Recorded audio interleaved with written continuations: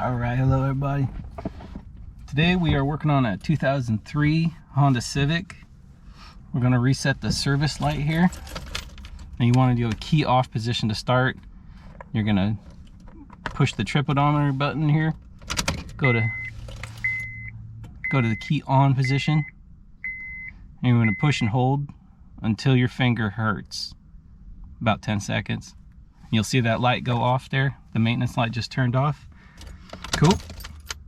So we turn the key off again. We go ahead and start it up just to confirm. And the button is reset. Just that easy. Alright. Today we were working on a 2003 Honda Civic.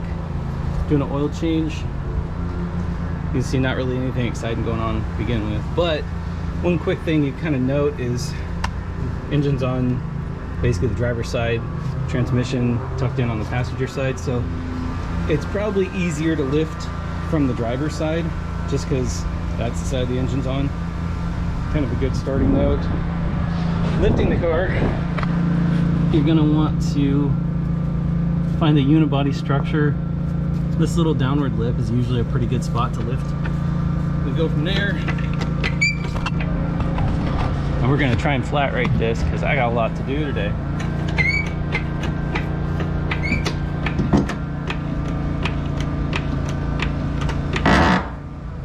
Cool. Now, note about jack safety and lifting vehicles is there's nothing holding this up but hydraulic fluid and rubber seals. So you want to use some kind of mechanical jack to make sure you don't die if this thing happens to fail. This, I'm pretty sure, is made in China, and I doubt they care about my health and safety. At least, maybe not the guy that built it.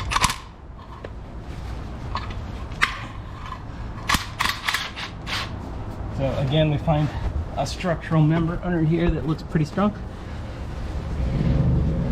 This is as close to an I-beam as you're probably going to find, so cool. YOLO.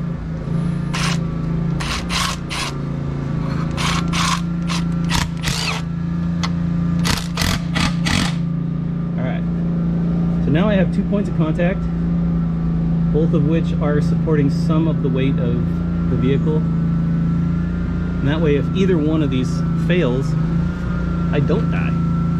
That's really the key to success when doing an oil change. Alright, going in. I set myself up a little bit in advance here. I laid down an old sheet just to not get as dirty doing this. This thing has a pretty gnarly oil leak, so I wiped it down just a bit, but we are going to have to address that sooner than later. I really don't want to. But, alright, before you begin draining, make sure your little breather is open, because in this style of pan, it'll just start to accumulate and get all crazy. You could have like a Valdez situation like really quick.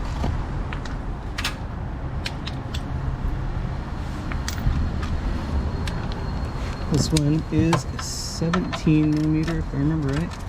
17 millimeter drain plug.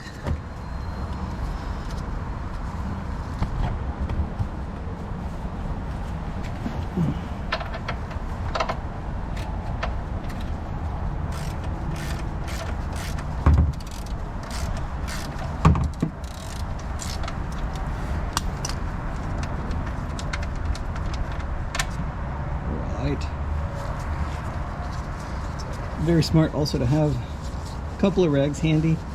You don't need to get all fancy with your rags. You can seriously use like an old piece of clothing or something like that, just whatever it takes to absorb some oil and keep things clean. Also, while you're underneath the car, it's smart to kind of look around and see what else is going on.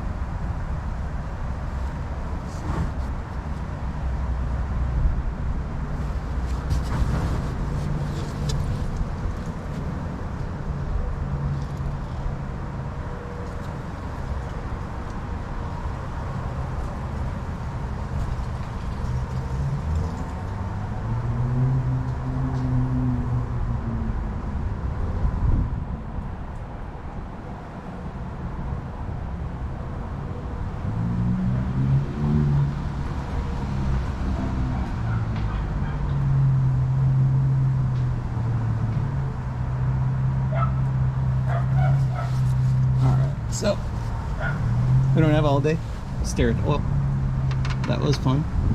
But we got shit to do. So we're done here.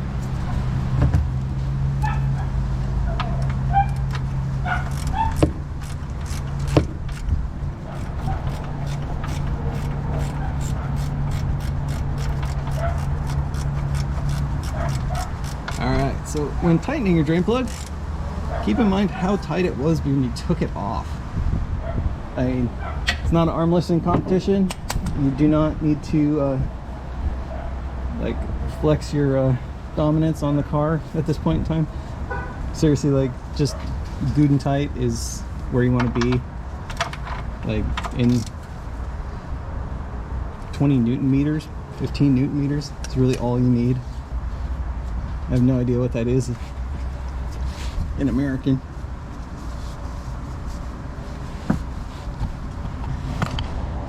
As for the drain, as for the oil filter, the engineers hate us. So they put this in the worst possible spot that you could, on the back upper part of the engine, where no human should ever be. But I googled it, so I know where it is. It's also super nice of them to put it where they did, because it will pour all over your engine and transmission and make a huge mess. Thank you, engineers. Couldn't have put that anywhere else. Like anywhere. Anyway. Unscrew, unscrew.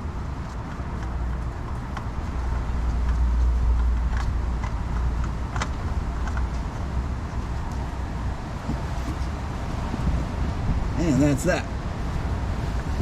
Now let me hop up real quick and go find my other oil filter. Alright, sweet, found it.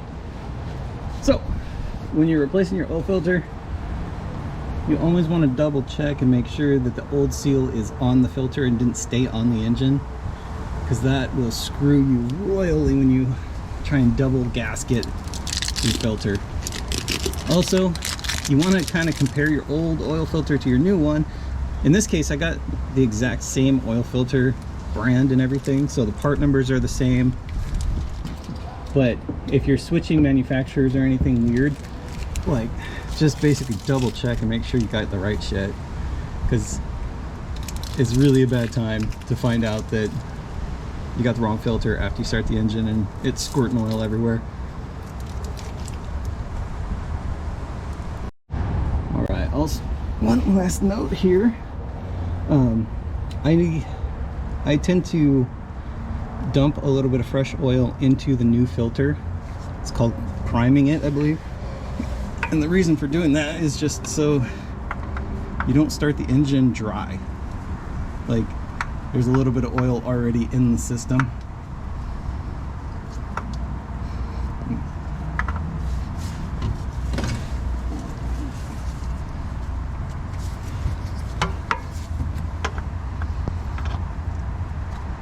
Don't completely fill it, because it'll pour all over the place. Not that there's not already a mess everywhere.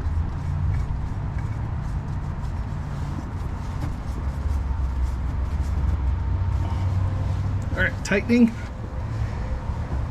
It basically, you turn that oil filter until it's tight.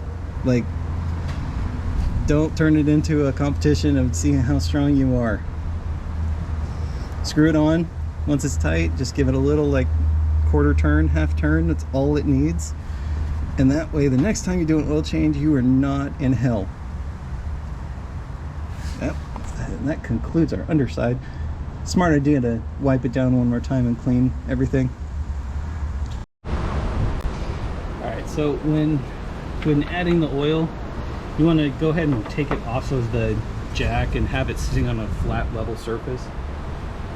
That way you don't booger up your measurements by having the car at an angle.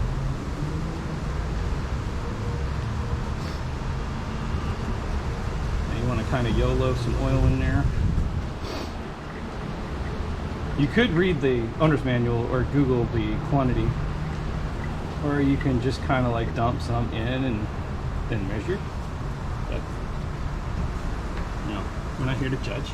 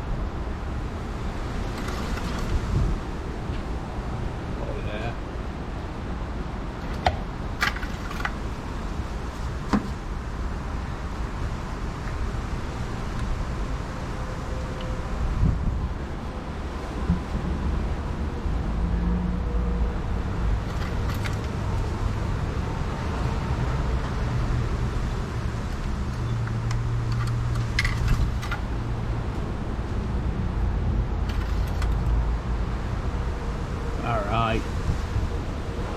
This one has two little drilled marks in there, and it's between add and full, so it is safe to start the engine. You have to start it so you can double check your quantity, because it has to bleed through the whole system.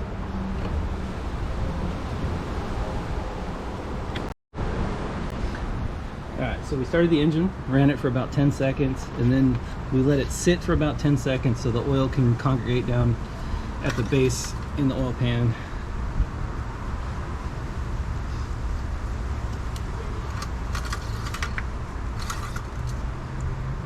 Do one last check. We're between add and full. I might add a little bit more oil to this, but we are good to go as it is. That pretty much sums up the oil change itself. If you are doing your own home oil change, I do recommend taking your car to a shop, or like even places like Costco or a gas station, and reset your tire pressures. That's pretty much like the single most important way to maintain your tires and keep your car safe. Great for fuel economy. I'm sure there's tons of shit I'm forgetting, but yeah, that is an oil change, and that didn't take too long. With that, let's get on to bigger and better things.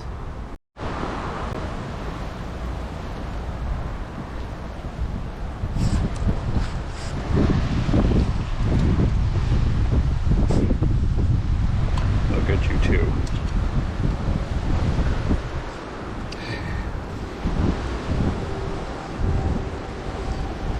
I know.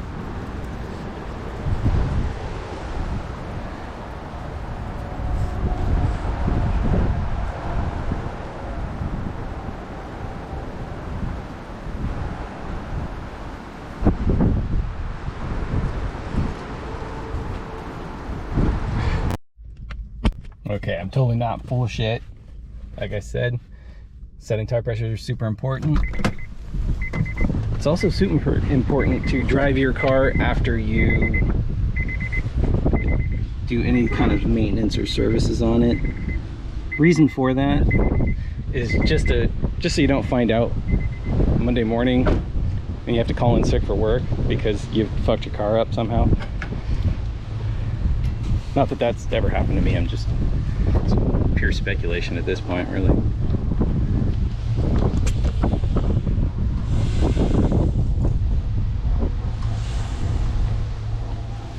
You always want to follow the manufacturer specifications as much as possible, even though they do pull some shit like putting that oil filter on the back of the motor. It's still wise to listen to them because they did build the car.